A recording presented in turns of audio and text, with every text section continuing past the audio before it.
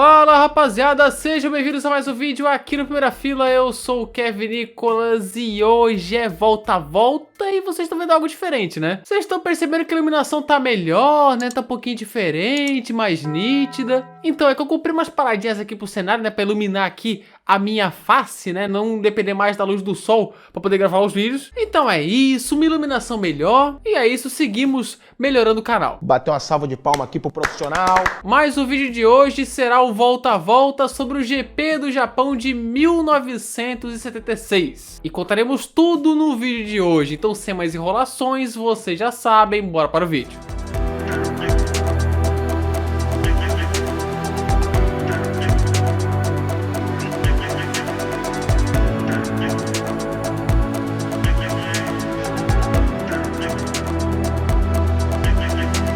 Antes de falar da corrida, temos que entender o campeonato de 76, que é parte fundamental. Afinal, estamos falando da decisão. Bem, se você assistiu o filme Rush, No Limite da Emoção, ou conhece um pouco da história da Fórmula 1, sabe que esse ano de 1976 foi da rivalidade Niki Lauda versus James Hunt. Apesar de que não foi lá uma temporada com muitos duelos na pista entre eles. Niki Lauda era o atual campeão, o campeão de 75 pela Ferrari. É uma Ferrari. E daí, mas não presta? Está saindo demais porque a distribuição de peso está péssima. É incrível, com tanta estrutura vocês fazem uma porcaria de carro desses. E James Hunt, após uma boa passagem pela modesta Hesketh, chegou para substituir Emerson Fittipaldi na McLaren em 76. E o começo de temporada foi avassalador para Niki Lauda, assim, ele atropelou geral. Nas primeiras 9 corridas foram 5 vitórias do austríaco com 8 pódios. 8 pódios em 9 corridas, sendo 7 no top 2. O James Hunt, no entanto, só tinha vencido 2 vezes até ali com 3 pódios. Apesar de que ele venceu em casa na Inglaterra, mas foi desclassificado 2 meses depois por uma irregularidade durante a interrupção do GP. Popularmente conhecida como bandeira vermelha. A justiça é muito injusta. Ou seja, ali parecia que estava dando tudo certo para o Lauda e tudo errado para o Hunt, onde o austríaco abriu 31 pontos de vantagem para o segundo, que era Jody Scheckter. Tudo isso? Na realidade era 23 para o Hunt, porque ele não tinha sido desclassificado ainda, mas vocês entenderam. Porém, no GP da Alemanha, no Inferno Verde de Nordschleife, Niki Lauda sofreu um acidente que quase tirou a sua vida e que também mudou a sua vida. Lauda teve queimaduras, lesões, passou por uma longa recuperação e teria que ficar fora de 2 GPs. E nisso, James Hunt aproveitou para cortar a vantagem. Venceu na Alemanha, foi quarto na Áustria e venceu na Holanda, cortando a liderança para 14 pontos. Só que o Niki Lauda retornou que nem uma fênix em Monza e conquistou o improvável 4º lugar com o Hunt fora, chocando a todos. Mas o momento era do Hunt, que venceu as 2 seguintes no Canadá e nos Estados Unidos, enquanto Lauda não pontuou no Canadá e foi terceiro nos Estados Unidos. Com isso, a decisão do campeonato ficaria para a última etapa, o GP do Japão, em Fuji. E após toda essa introdução, eis a classificação para a decisão. Até rimei, bicho. Eita!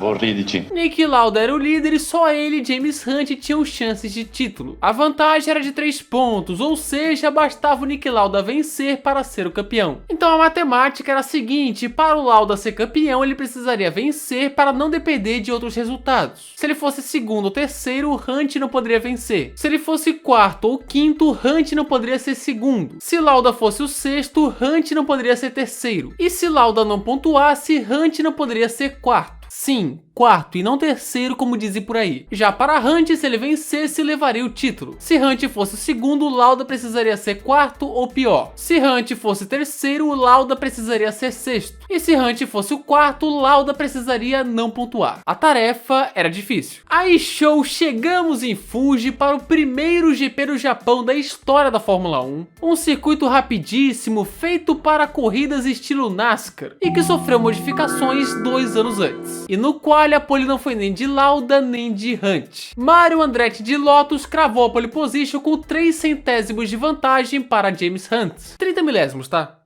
É que eles não contavam os milésimos ainda nessa época. E em terceiro largaria Niki Lauda, que naquele momento, com aquele grid, Lauda seria campeão. Falando em grid, ele estava assim: Andretti, Hunt e Lauda no top 3, John Watson, Jody Scheckter, José Carlos Patti, Clay Regazzoni, Vittorio Brambilla, Ronnie Peterson e o homem da casa Masahiro Hasemi completavam o top 10. Aí beleza, tava tudo tranquilo, Hunt em segundo, Lauda em terceiro, mas uma coisa complicaria: a chuva. Caiu um verdadeiro de um toró em Fuji, uma chuvarada enorme. E aí, meu irmão, todos os pilotos, absolutamente todos, até o James Hunt, eram contra a realização da corrida. Eu tenho medo! Inclusive, Hunt, Lauda e Ronnie Peterson eram os líderes desse protesto. E vocês achando que os caras não tinham receio de correr na chuva forte. Mario Andretti, inclusive, pole position depois da corrida, chegou a falar que a visibilidade era de 10%, era aquaplanagem para tudo quanto é lado, e que tinha o risco de matar eles. Olha a situação. A GPDA, a Grand Prix Driver Association,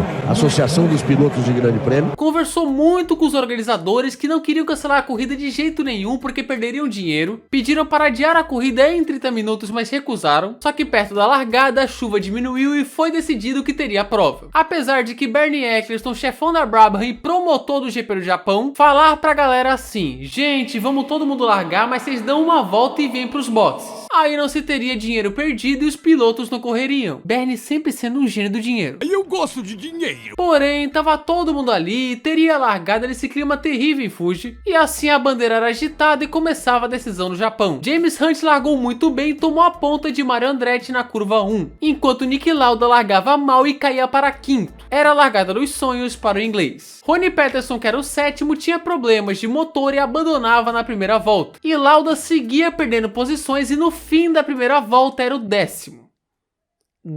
Aí não. Naquele momento, James Hunt era o campeão e muito campeão. Só precisava de uma P4 agora. Então começaram as desistências. A primeira foi de Larry Perkins, depois veio Niki Lauda. Ih, rapaz. E os brasileiros José Carlos Patti e Emerson Fittipaldi. O restante seguiu na prova. Ingratidão, injustiça. As condições eram perigosas demais para Lauda, que mandou a seguinte frase: a minha vida vale mais do que o campeonato. Ele tem toda a razão. Depois de tudo que ele passou em Nürburgring, faz muito sentido essa decisão. Ainda mais que ele estava recém-casado. Apesar de que Enzo Ferrari estava pistola. Eu tô brabo, mano. Mesmo que ele tenha sido contra a realização da corrida, ele não esperava que o Lauda fosse desistir. Pediu pro Lauda dizer que era um problema no carro, mas não. Foi desistência. Assim, rapaz, o James Hunt estava com a faca e o queijo na mão. Era só uma P4. Só uma P4. Diga-se de passagem, vai ser muito complicado falar de muitos lances da corrida, afinal, anos 70. Mas tem um vídeo do genial Matt Ames aqui no YouTube, com os highlights dessa corrida, mas com os gráficos de 2018. É genial mesmo, depois vejo. Mas enfim, a prova prosseguiu. E o gorila de Monza, Vittorio Brambilla, mostrou que é bom na chuva. Ele passou o Scheckter, Andretti e já era o segundo. Ele parou nos boxes, trocou os pneus, voltou em oitavo e veio voando. Passou de novo Jochen Mass, Patrick Depailler, Clay Regazzoni, Scheckter, o japonês Hoshino e Andretti para voltar a ser segundo. Detalhe, ele estava chegando no Hunt. E ele chegou. É agora que o bicho vai pegar. Na volta 22, ele foi fazer um mergulho na curva 5. Brambilla.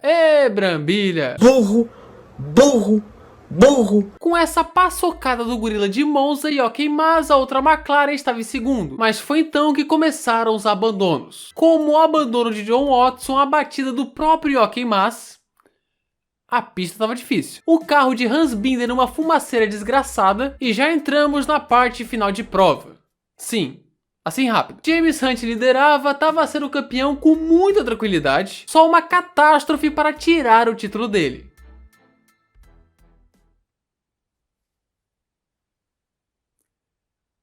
Então, a pista estava melhorando, já tinha uma parte mais seca no final, e então foi chegando o Patrick Depailler com a sua lendária Tyrrell de 6 rodas. Sim, essa foi a temporada desse carro. Ele foi chegando e na volta 62 de 73 colou em Hunt. E na curva 1 fez um mergulho fantástico para assumir a ponta em Fuji. Depailler era o líder. E no fim da mesma volta, Mario Andretti na reta principal passou James Hunt, que agora era o terceiro. Somente um ponto na frente de Lauda no campeonato. Olha o drama. Mas lá na ponta, Andretti passou Depailler, que tinha o pneu furado. Ou seja, James Hunt voltou para a segunda posição. Só que aí veio todo o drama. Na volta 69 pro Hunt é sacanagem. O inglês teve o pneu dianteiro esquerdo furado e precisou ir para os boxes. E com 4 voltas para o fim, ele caiu para quinto. Naquele momento, James Hunt estava perdendo o título para Niki Lauda de uma forma extremamente dolorida. Hunt então teria 4 voltas para conquistar o quarto lugar, que lhe daria o título. E o inglês, meu amigo, veio voando. Olha o bicho vindo, moleque. James Hunt, em questão de 2 voltas, chegou em Clay Regazzoni e Alan Jones. E na volta 70 ele fez as manobras do título. Primeiro passou o suíço da Ferrari, uma P4 que daria o campeonato para Hunt. E para sacramentar ele passou Alan Jones. Ele estava no pódio numa recuperação relâmpago espetacular. O título era de Hunt. Enquanto isso, Jacques Laffite fazia a volta mais rápida da corrida com pneus slicks.